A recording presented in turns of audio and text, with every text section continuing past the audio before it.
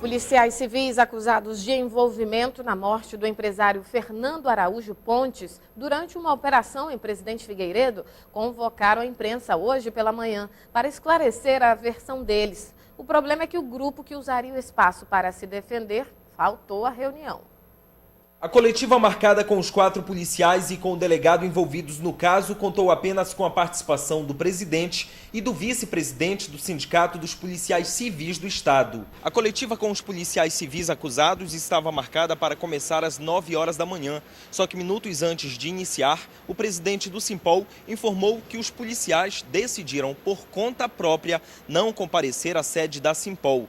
De acordo com ele, não houve interferência de terceiros. É uma questão de fórum íntimo deles. Quem sabe até temendo pelas suas próprias vidas, tendo em vista que os mesmos foram ameaçados. Que tipo de ameaças? Ameaças de morte.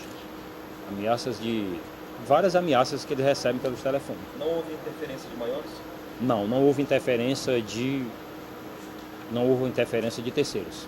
No começo da semana, a Corregedoria do Sistema de Segurança Pública disse que os policiais civis Melquisedeque Galvão e Natan Alves, apontados como autores dos disparos contra o empresário, são culpados. Fernando Araújo Pontes, o Ferrugem, foi morto durante a Operação Cachoeira Limpa, realizada pela Polícia Civil em Presidente Figueiredo. Fernando era apontado como um dos integrantes da rede de aliciamento de menores, que era investigada pela polícia. Até que se prove ao contrário, todo mundo é inocente, né? Ou não, né? Então nós estamos com o nosso corpo de advogados, né, à disposição deles, né, para defender e que a verdade venha à tona. Não houve execução, tendo em vista porque eles souberam momentos antes da operação. Nem sequer sabiam se a operação era em Presidente Figueiredo.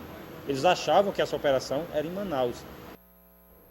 Aproximadamente 5 quilos de cocaína foram apreendidos por policiais federais da base Garateia, localizada no município de Santo Antônio do Içá, a 888 quilômetros de Manaus. A droga estava camuflada dentro de 2 galões de mel de abelha e foi encontrada pelos policiais durante uma revista aos passageiros e tripulação da embarcação Recreio Bandeirantes, que tinha como destino Manaus. Romário da Costa Monteiro, que transportava a droga, foi preso em flagrante. O isolamento de alguns municípios e a expansão urbana em áreas verdes são fatores que atrapalham o combate a queimadas no Amazonas. Hoje pela manhã, as secretarias de meio ambiente das cidades do interior se reuniram para discutir novas estratégias. O Amazonas tem a maior floresta tropical do mundo, com 97,4% preservada. Só que esses números otimistas enfrentam grandes problemas: o desmatamento e as queimadas. O desmatamento, nós percebemos que do mês passado para o mês anterior, houve um ligeiro aumento. Sabemos que isso se deve muito às discussões do Código Florestal. Essas discussões fizeram com que esse desmatamento ampliasse em toda a Amazônia, não é um caso isolado do Amazonas. No ano passado, o alto índice de queimada nos municípios refletiu nos céus das cidades. Manaus ficou por vários dias encoberta por nuvens escuras, gerando grandes problemas. A Secretaria de Estado de Desenvolvimento Sustentável se reuniu hoje com 61 secretários do meio ambiente das cidades do Amazonas, em um chamado encontro de trabalho para discutir as dificuldades e elaborar estratégias de combate a esses crimes. Os problemas enfrentados pelos municípios são os mais diversos. Em Ipixuna, a 1.380 quilômetros de Manaus, a maior dificuldade é o isolamento, que dificulta as parcerias para as ações. A maior parte da área lá do território do município ainda está na mão de poceiros, né? Não tem a título da terra e nem a propriedade. Então nós estamos encaminhando isso daí. Próximo à capital, as cidades também encontram dificuldades no combate aos crimes ambientais. Em Iranduba, o problema é a expansão urbana que ameaça as áreas verdes. Então nós temos uma série de problemas, tais como os principais: especulação imobiliária, né? Loteamentos irregulares que afloram, desmatamento. Então essas são as principais atividades que agora, com o advento da ponte, está aflorando no nosso município. Na noite desta terça-feira, começou a primeira rodada de audiências públicas para a revisão do plano diretor da capital. Além das metas, o plano diretor deve conter ações para atender às necessidades da população para os próximos 10 anos.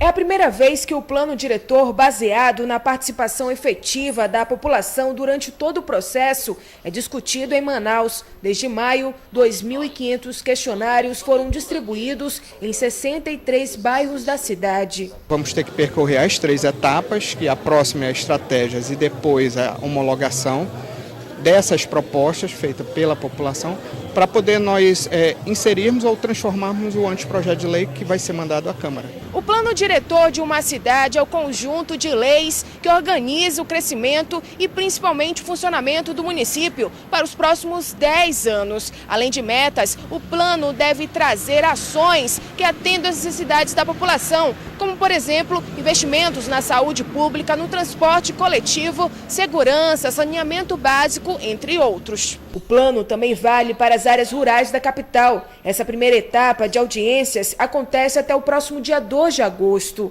Nós estamos na incumbência de tentar colocar com que a prefeitura faça o seu plano diretor na data daquilo que foi combinado. Mirela, assistente social, mora na Cidade Nova. Ela trouxe várias propostas, entre elas o projeto para melhorar a acessibilidade de pessoas com deficiência. Acesso, quando se fala, não é só nas vias públicas, mas é nas calçadas. Nós temos os portadores de necessidades especiais que não têm rampa, que não têm acesso, que não têm um transporte de qualidade. A segunda audiência acontece nesta quarta-feira, a partir das 6 horas da tarde, no Teatro La Salle, Zona Centro-Oeste. Para mais informações sobre os locais, datas e horários das reuniões, acesse o site planodiretor.manaus.am.gov.br.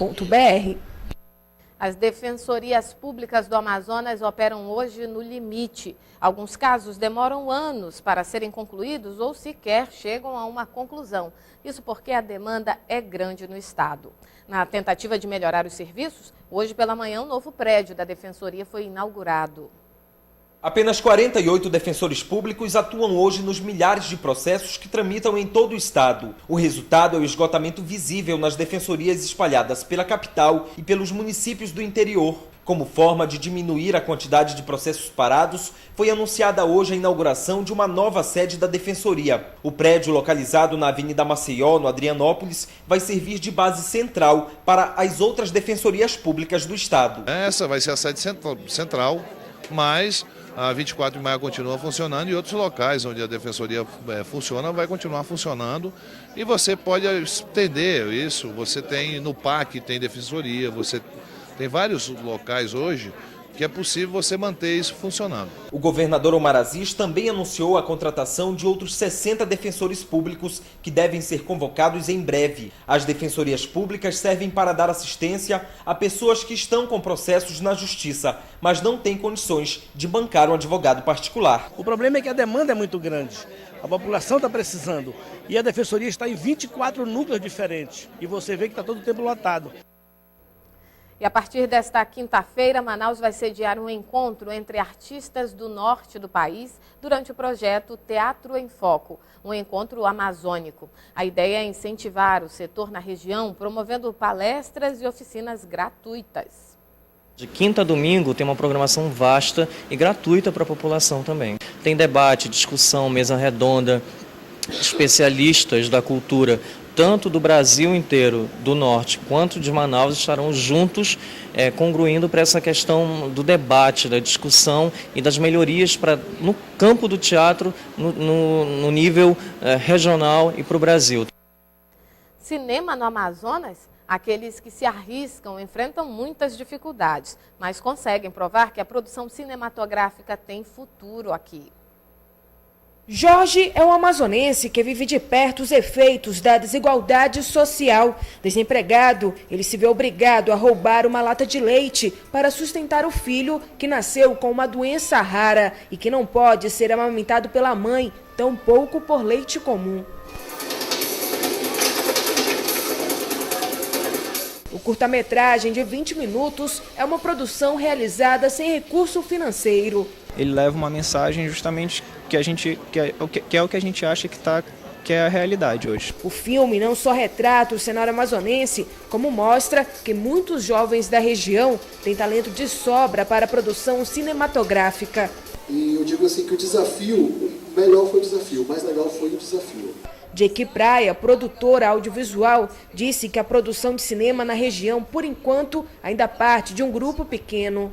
As empresas privadas têm que apostar um pouco mais no produto cultural, no cenário cultural amazonense, que com certeza, se nós tivéssemos tido patrocínio, com certeza o filme estaria muito melhor. Foram 2 anos de pré-produção até a primeira exibição do filme nesta terça-feira. Quem assistiu aprovou. Foi muito bom, eu achei que ele retrata muito bem a realidade manauense, eu achei que a produção se empenhou bastante. Ela é bem realista, né, da coisa da pessoa sem uma formação, né, superior, a dificuldade de se encontrar trabalho.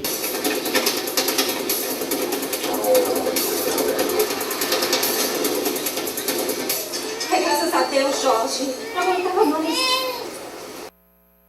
O Band Cidade termina aqui. Para ajudar a produzir o seu telejornal é só ligar 2101 7018 ou mandar o e-mail para jornalismoam@band.com.br. Uma ótima noite para você e obrigada pela audiência.